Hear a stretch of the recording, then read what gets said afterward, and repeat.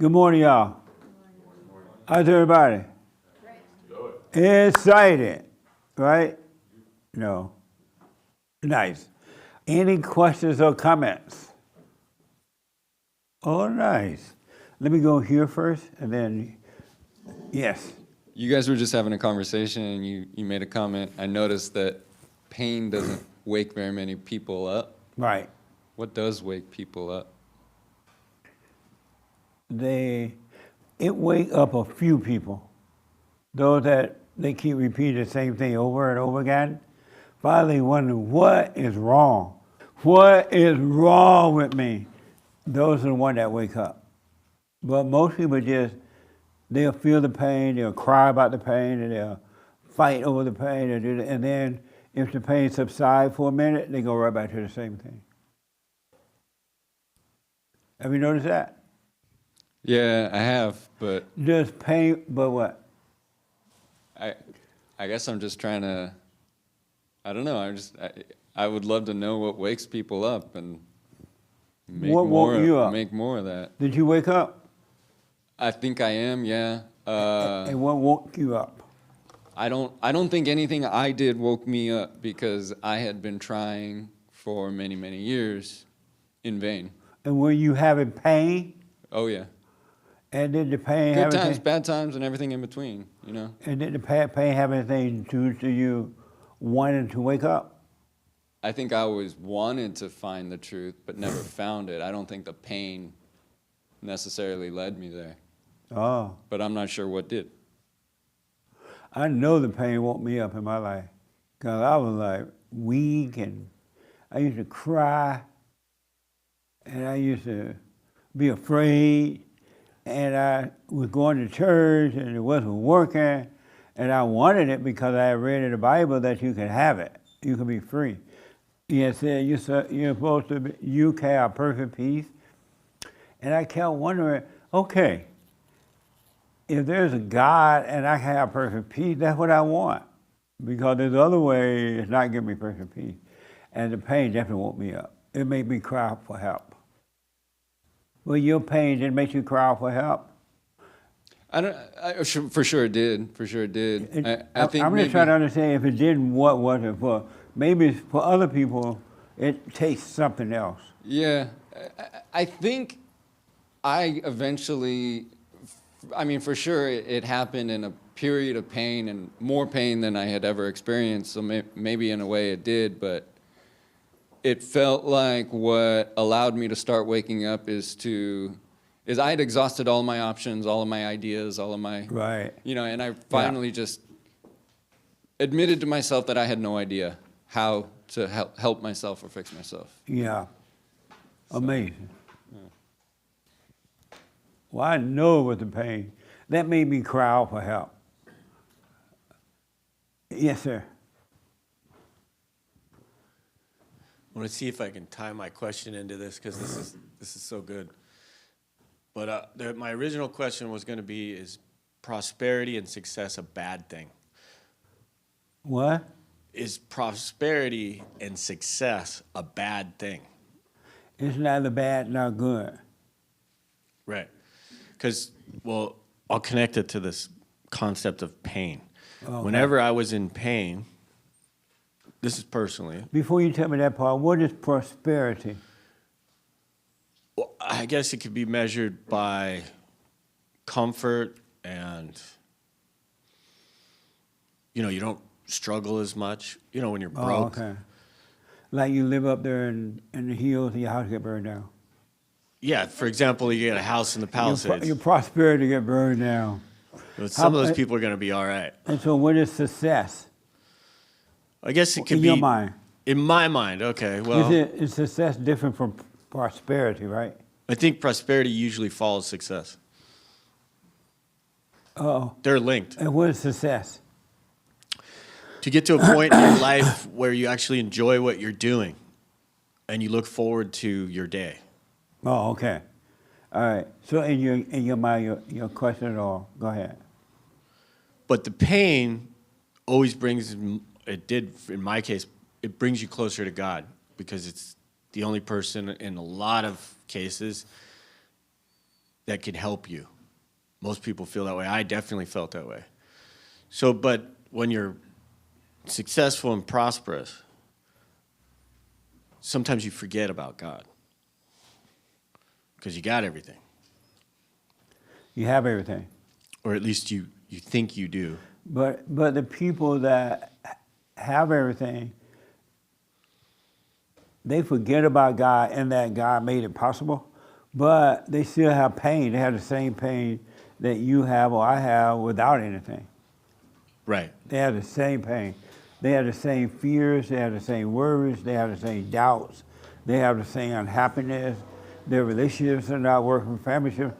They have the exact same thing going on. Right. So prosperity doesn't solve anything. But it seems like people will pursue that over God. They would, because they think that's the answer. The more you have, you think you'll eventually have peace. You really think having stuff. And I realize that God, He makes it possible for us to have stuff, but God really is not concerned about that, because He's okay as long as we have a piece of bread and a cup of water. As long as we have that, He's fine. It's just that in our fallen state, we don't be fine with that. He's okay if we have one room to live in.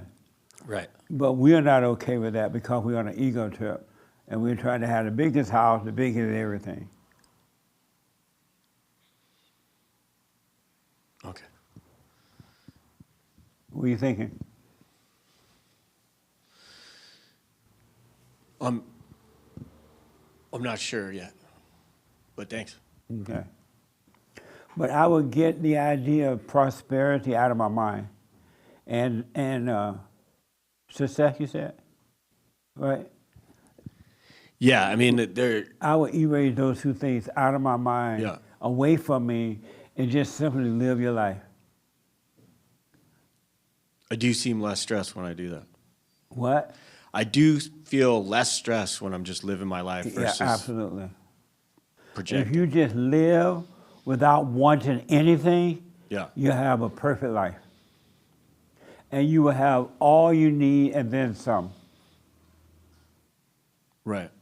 Because all you need physically could be one job, one house, one wife, one child, one or none of those things.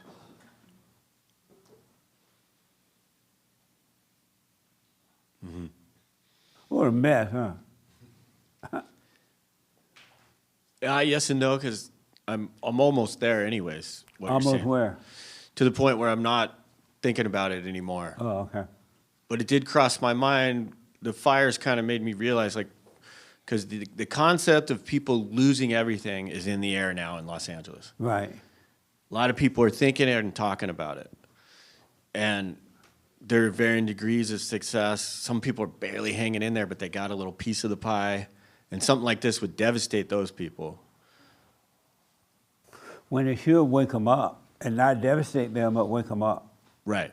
But they're busy being devastated, so all they're thinking about now is building over again and even bigger and better. Right, that's what I've been, And then that's what they're looking for the government to help them. I didn't know until now that if you have a house and you have insurance, that you have to beg the government for something. I thought you have this home insurance, right? You call up the insurance man, my house burned down, can you send somebody over to fix it? I didn't know that they'd be waiting on the government and begging the government. So maybe I'm wrong. Well, some will say that the government's lack of preparedness is what actually caused most of the insurance companies to cancel their insurance. Repeat that?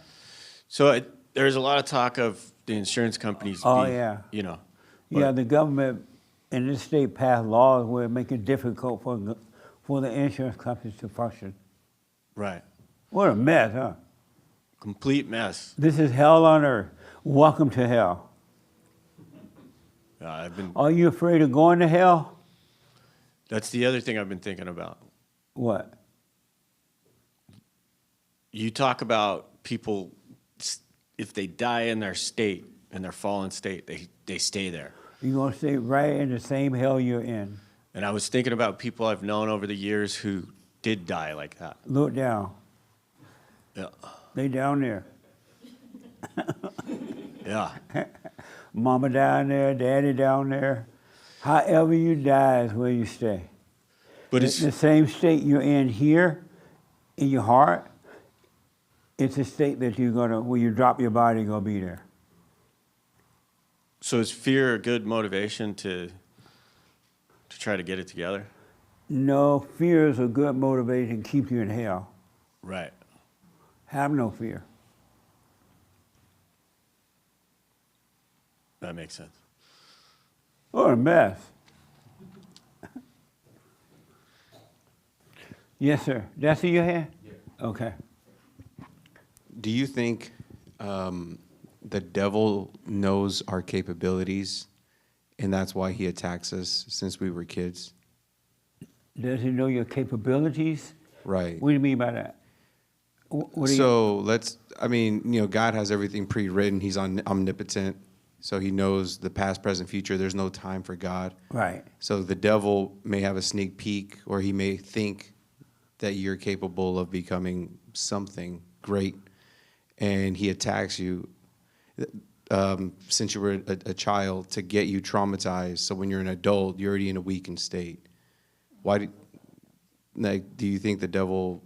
I don't know. I don't even know what I'm trying to get at it, because as I'm waking up more, I'm realizing that the way I think now, that's been embedded in me since I was a child. Right. Every little seed has been planted to Yeah. think a certain way, to feel a certain way, to react a certain way. It's just a wreck. What a setup, huh? And then Our yeah. parents hated us so much they set us up to fail. They set us up to suffer. They set us up to fail in life. They hate us. And then some of our own parents hate us. So how do you think, What do you as think about that? as a parent who's trying to wake up, who's on the path, what do you think the best path would be to break those chains, so our children, my children, are no longer affected by that? First of all, have a brand new heart, a renewed heart, so you have love working through you, and stay on the path of waking up. That's the only way, no other way. You got to stay on that path of waking up, and your kids will see that in you, and if they're not too old, they'll change sooner rather than later. But if they're too old, like 18, 15, 16, 17, 18, they think that they're going to live forever, so they don't care about suffering. But it's when they get older is when they start thinking about it. But when they're teenagers, that's the last thing they think. They think they're the cat's meow. Amazing. Okay, nice.